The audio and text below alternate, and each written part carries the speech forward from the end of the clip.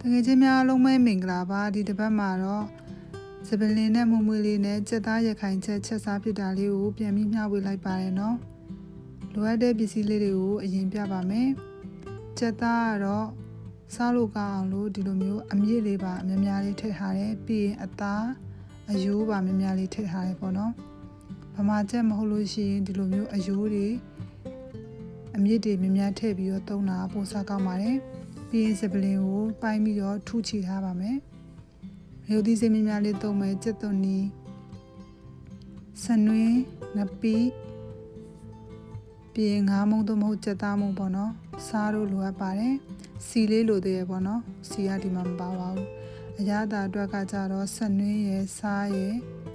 ငါးမုံရယ်နည်းနည်းထည့်ပြီးတော့အရင်အရသာနှက်ထားပါမယ်။ရွာဘက်မှာဗမာကျက်ဆိုလို့ရှိရင်တော့ဒီလိုမျိုးအရသာတော့နှက်စရာမလိုဘူးပေါ့နော်လက်လက်ဆက်ဆက်ထည့်ချက်ရုံပါပဲရုပ်သီးစိမ်းနဲ့ကြက်သွန်နီကိုအရင်ကြိတ်ပါမယ်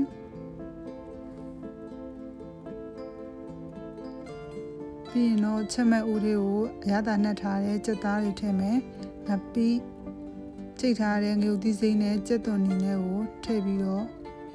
စပလင်လေးထည့်ပါမယ်ပြီးရင်တော့အရသာလေးနှံ့သွားအောင်လို့တစ်ခါလေးနေပေးလိုက်ပါမယ်နော်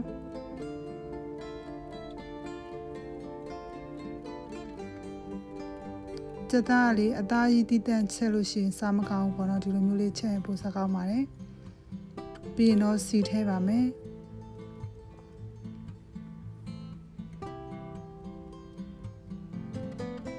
ဖုံးလေးအုပ်ပြီးတော့မီးဖို့မှာစူပွက်လာတဲ့အထိတည်ထားပြီးပြီဆိုလို့ရှိရင်တော့ဒီမှာတစ်ခေါက်မှုလိုက်ပါမယ်နော်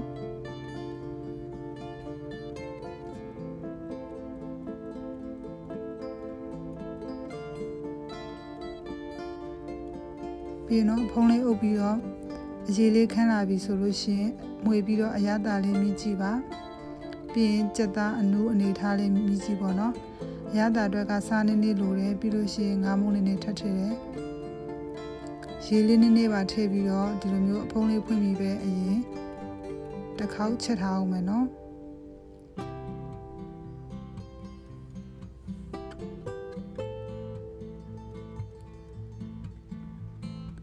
အရေခန်းလာပြီဆိုလို့ရှိရင်တော့ရပါပြီဒီကြက်သားရခိုင်ချက်ကိုများသောအားဖြင့်အလူပွဲတွေမင်္ဂလာပွဲတွေမှာကျွေးလေးရှိပါတယ်ရခိုင်ရိုးရာကြက်သားချက်နီလေးပေါ့နော်ဗီဒီယိုလေးကိုဆုံးထိလိုက်ပြီးတော့ကြည့်ရှုပေးတဲ့အတွက်ကျေးဇူးတင်ပါတယ်တကယ်ချင်းများအားလုံးကိုစိတ်နှပြကျမ်းမာပြည့်စုံကြပါစေဘိုင်ဘိုင်